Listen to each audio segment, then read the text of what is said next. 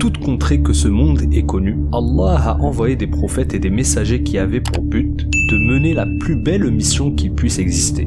Sacrifier leur vie et leur personne pour que les hommes s'écartent de l'adoration d'un autre que Allah. Ces hommes ont toujours eu besoin de rappel, car l'homme par nature est faible et aussi car le diable rôde souvent autour, attendant sa moindre faille, sa moindre faiblesse, afin de le faire tomber dans le pire des péchés, le shirk. Le shirk, c'est cette horreur qui pousse les hommes à aimer, craindre ou invoquer autre qu'Allah, alors que c'est Allah qui les a créés, qui connaît leur situation, qui les nourrit, les apaise, leur donne ce dont ils ont besoin. Quelle ingratitude! C'est donc pour leur éviter cette horreur qu'Allah a envoyé des hommes en guise de rappel pour tous. Et, malgré les preuves évidentes, certains tombent. Avant de vous parler de la vie d'un de ces hommes, laissez-nous d'abord vous parler du pire des shirks qu'il soit et du plus mauvais des hommes de l'humanité. Pharaon. Pharaon le maudit se prenait pour un dieu sur terre. Il pensait avoir le droit de donner la vie ou la mort aux hommes et imposer par la force à ses sujets de l'adorer et de le vénérer. Pharaon s'est aussi adonné à l'injustice, fouettant et tyrannisant les enfants d'Israël. Il ordonnait à ses armées de violer les femmes des enfants d'Israël, puis d'assassiner leurs enfants. Il s'adonnait également à la sorcellerie, à la magie noire, en invoquant les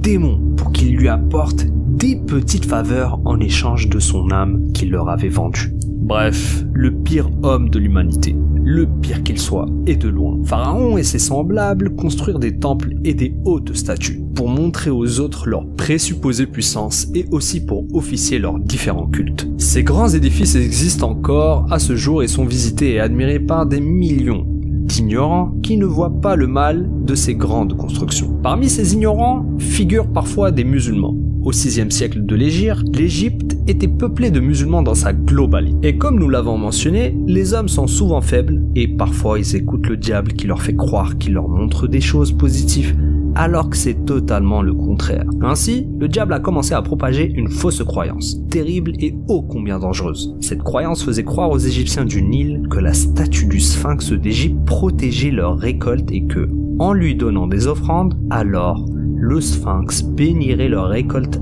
année après année. Ainsi, sans même s'en rendre compte, 600 ans après la mort du meilleur des hommes, les musulmans de cette région se sont mis à nouveau à pratiquer le pire des péchés, ce shirk dont nous vous parlions en début de vidéo. Pourtant, ces musulmans priaient 5 fois par jour et jeûnaient le ramadan comme vous et moi. Mais malgré ceci, le diable a réussi à les faire tomber dans ce péché ignoble qui fait tomber éternellement en enfer toute personne qui aurait le malheur de s'en rapprocher. C'est là le paradoxe des hommes, leur folie et leur faiblesse.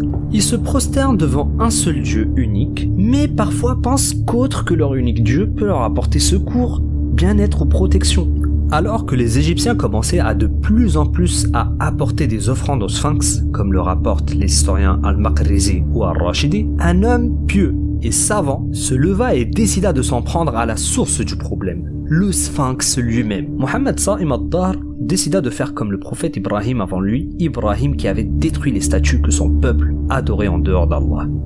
Mohammed Sa'im décida d'en faire de même. Il se leva en pleine nuit et se mit à détruire les parties les plus visibles du Sphinx, seul armé de quelques outils et de sa foi en Allah, le seul et l'unique. Il grimpa les 20 mètres de la statue et se mit à frapper le nez jusqu'à le fissurer. Il frappa fort, de plus en plus fort, animé par l'envie de montrer à son peuple que ces pierres ne peuvent rien apporter vu qu'elles ne peuvent même pas se défendre elles-mêmes. Il frappa jusqu'à ce que l'énorme nez tombe et en tombant, cela a provoqué un énorme bruit qui réveilla les habitants autour. Surpris de ce qu'ils voyaient, ces derniers se mirent à grimper à leur tour pour empêcher Mohammed Sa'im de continuer, mais ce dernier était déjà en train d'entamer le haut de l'oreille gauche de la statue pour la faire tomber elle aussi. Avant même qu'il pût arriver à cette oreille, Mohammed fut attrapé par ces groupes d'ignorants analphabètes qui pensaient protéger leur talisman et leur protecteur. Comment le Sphinx pouvait les protéger alors qu'il ne pouvait même pas se protéger lui-même? Comment le Sphinx pouvait les secourir ou leur apporter de bonnes récoltes? Depuis quand les pierres font pousser des choses de terre? Comment les Égyptiens de l'époque pouvaient croire de pareilles bêtises alors qu'ils avaient attesté qu'il n'y avait d'autre Dieu que Allah et que Mohammed était son messager, sallallahu alayhi wa sallam?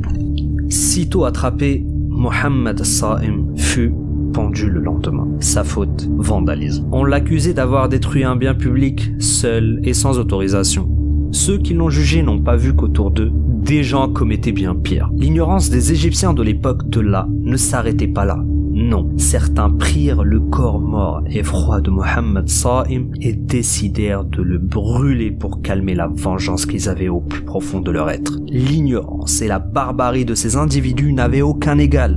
Ils ont détruit une vie humaine pour de la simple pierre, pour des morceaux de roc posés les uns sur les autres. Les prophètes ont été combattus avant Mohammed et maintenant c'était à son tour de goûter au même sort. Une mort certaine pour un martyr si Allah le veut.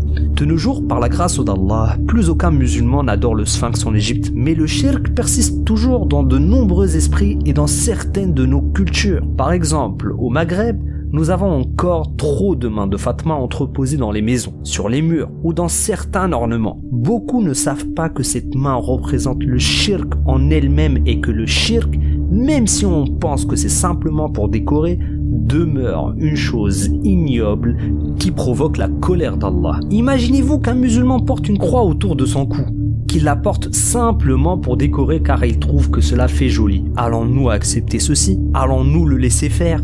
Certainement non. Eh bien, il en est de même pour la main de Fatma.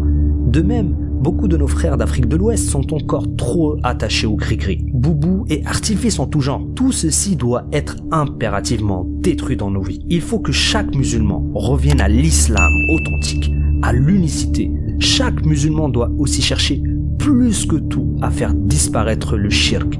Bien sûr, pas besoin d'aller jusqu'à détruire les statues des autres, mais en cherchant à faire triompher Allah dans le cœur de chaque être humain. Nous